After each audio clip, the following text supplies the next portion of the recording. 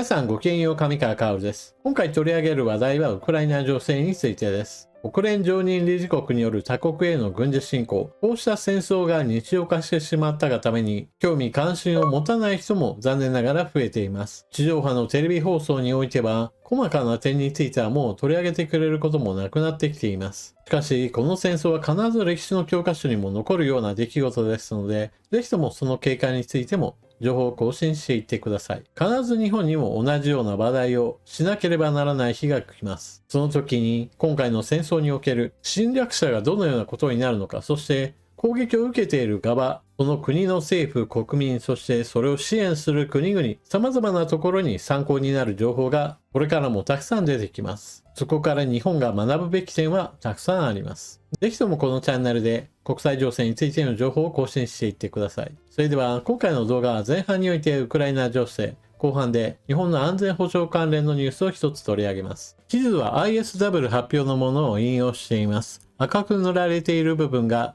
ロシア軍が占領しているウクライナ領。逆にウクライナ軍が制圧しているのが水色の部分で示されています。現在全体の戦況としては陸上戦においてウクライナ軍はロシア領クルスクでの戦いは優勢に進めています。一方でウクライナ東部戦線においては逆にロシア軍の攻勢にウクライナ軍が苦しめられています。戦争はそうした地上戦だけではなく遠距離攻撃も双方ともに行っています。まずウクライナ軍の方はロシアの戦時経済を支える戦略資源、石油に対する攻撃を連続的に行っています。ロストフにある石油備蓄貯蔵庫が攻撃を受け大火災になっています。ロストフにおける石油備蓄が大炎上している話についてはもはや恒例ともなっているぐらい連続的に取り上げているのですが、今回ちょっと違うのは別の場所における火災なのです。先週から9日間連続炎上していた場所においてはもはやタンクに燃えるものが残っていないような状態まで火災は続き、最終的に火は収まりました。しかし、施設そのものは壊滅的な打撃を受けています。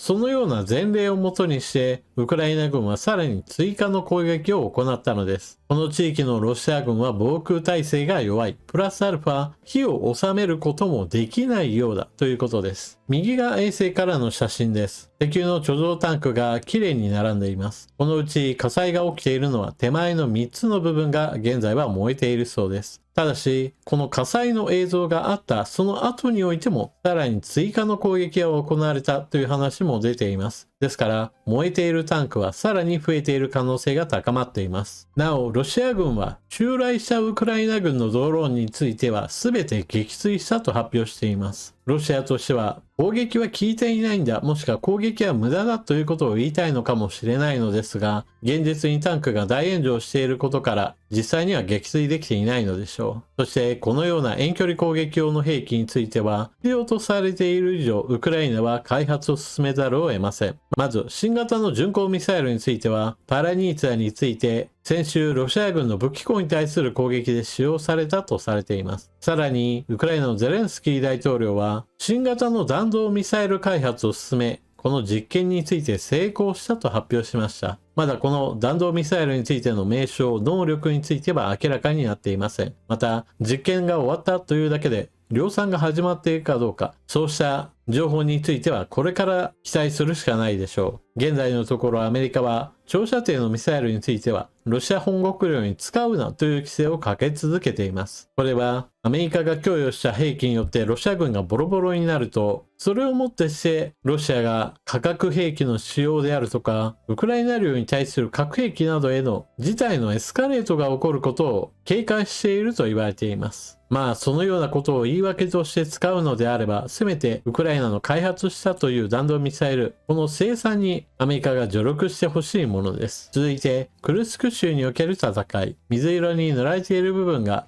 ウクライナが制圧しているロシア領です。以前よりも少し広く全体が映るようにしました。ウクライナ軍の前線から見て、クルスク州の州都クルスクはまだ遠いですし、その手前にあるクルスク原発にも戦闘は及んでいません。ISW の発表しているこの地図では、ロシア軍の塹壕陣地などについて小豆色の線が引かれています。クルスク原発周辺においては、新たな陣地造成が開始されており、ロシアとしても何としても原発は奪われまいとする意思が強く出ています。ただ、ウクライナ軍の進行方向としては、クルスク原発に一直線というわけではなく、むしろ現在の制圧地域を西側へと広げる動きを見せています。今のところ、セーム川にかかっている橋を落とし、川の南側におけるロシア軍を孤立させています。ロシア軍は補給路をなんとかつなごうとして仮設橋を用意するのですが、それもすぐに落とされるといったことが繰り返されています。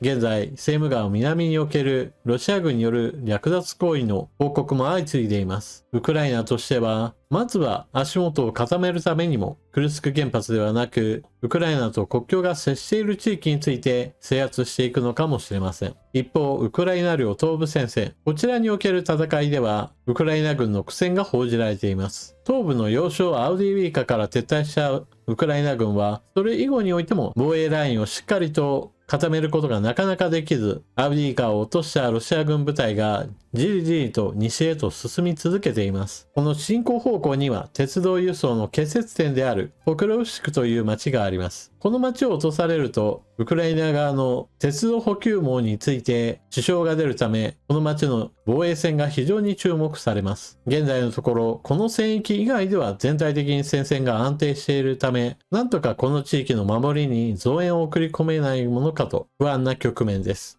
もしも戦力に余力があれば、この飛び出たロシア軍の根元をしっかりと抑えて、包囲殲滅するといった作戦が考えられるわけですが、なかなかそれだけの余力がないのかもしれません。現在の全体状況としては、ロシア領においてウクライナ軍がクルスクで制圧地域を拡大する一方、ロシア軍は東部戦線でアウディーイカから西へと進む部隊が制圧地域を広げるという双方殴り合いの状況が続いています。戦闘が終わる気配そのものは全くないわけですが、変化は確実に起きています。先日、ロシア軍による大規模な遠距離攻撃が行われたのですが、その中で変化の一つが現れています。欧米から供与された F-16 戦闘機が防空戦闘に参加したのです。ウクライナの発表では F-16 戦闘機は防空戦闘に参加し、巡航ミサイルを撃墜したそうです。ウクライナに引き渡された F-16 戦闘機は数としてはまだ少なく、またパイロットもまだまだ熟練の域には達していません。ですから、ロシア軍と直接戦闘する前線ではなく、まずは撃墜される危険性が低い都市防空に参加し、パイロットの熟練度向上と、それを支える地上整備スタッフの経験を積ませる時期だとも言えます。そうした意味で、攻撃面での参加はまだちょっと先かなと思えるわけですが、しかし、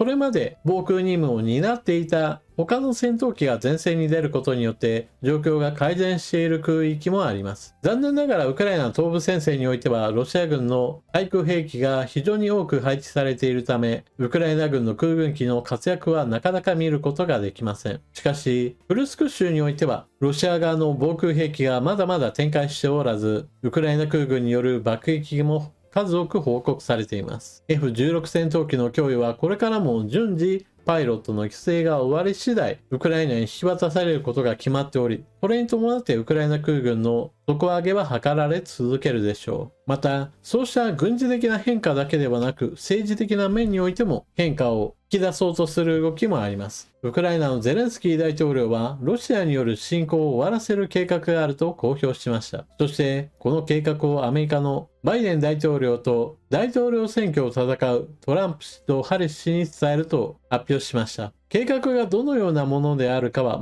全く公表されていないので、あくまでも予測なのですが、今よりもさらにアメリカの関与を深めるように求める内容だと考えられます。現状、外交によってロシアの侵略を諦めさせようと思えば、プーチン大統領の求めている和平交渉案、ゼレンスキー政権は退陣し、NATO 加盟を諦めてウクライナ軍を解体せよというこの3つについて、どれだけ飲むかといった話になって、これではまともな交渉になりません。ですから、このようなロシア側の条件を議題にしないで済むような形にしようと思えば、ロシア軍に大打撃を与え続けるほかありません。現状アメリカは他の国よりも圧倒的に多くの軍事支援を行っていますが、それでもなお足りないのが現実です。ですから、ここよりもさらに踏み込もうと思えば、レンドリースの復活以外にはちょっと現状策がありません。以前、レンドリースについては解説しましたが、現状は法律が失効しています。レンドリースはかつて第二次世界大戦においてドイツと戦うソ連を支えました。アメリカはソ連に対して兵器や物資、弾薬類などを様々貸し付けを行うことによって戦争でのソ連滅亡を防いだのです。現在アメリカではウクライナ支援を拡大するにあたっては、どうしても反対派の人たちがアメリカ国民の税金を使うのであれば、これ以上のお金は使うなといったような話をしがちです。そのような議題を避けるためにも、あくまでも貸し付けですよ、後で帰ってくるんですよというこの政治的な仕組みを使うことによって、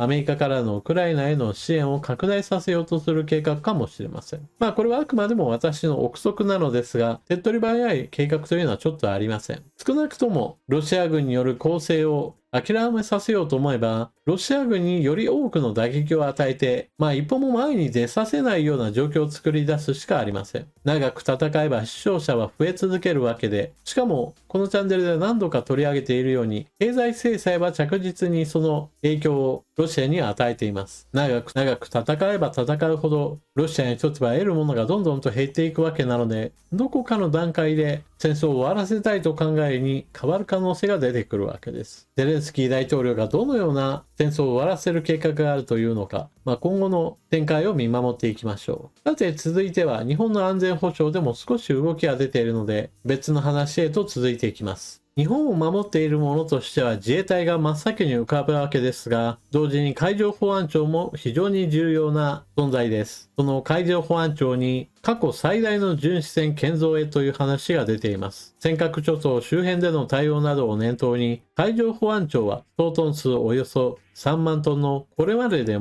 も大きい巡視船を建造し、5年後の2029年度に就役させる方針を決めました。左が海上保安庁が提示した新造船のイメージイラストです。海上保安庁が建造を計画しているのは、全長およそ200メートル、幅およそ27メートル、総トン数3万トンほどのこれまでで最も大きい巡視船です。船内にはヘリコプター3機を搭載できる格納庫や1000人以上を輸送できるスペースを設ける予定で、海上保安庁は5年後の2029年度に就役させる方針を決めました。想定する運用としては、多数の外国漁船による違法操業のほか、大規模災害や国民保護などでの対応を挙げていて、関係者によりますと、尖閣諸島周辺での対応も念頭に置いているということです。海上保安庁は建造のための費用、現時点でおよそ680億円と見積もっていて、来年度予算の概算要求におよそ34億円を盛り込みました。日本の安全保障問題を考えるときに自衛隊を強化しようという話はこれまでもずっとしてきました。同時に日本は海で囲まれているので、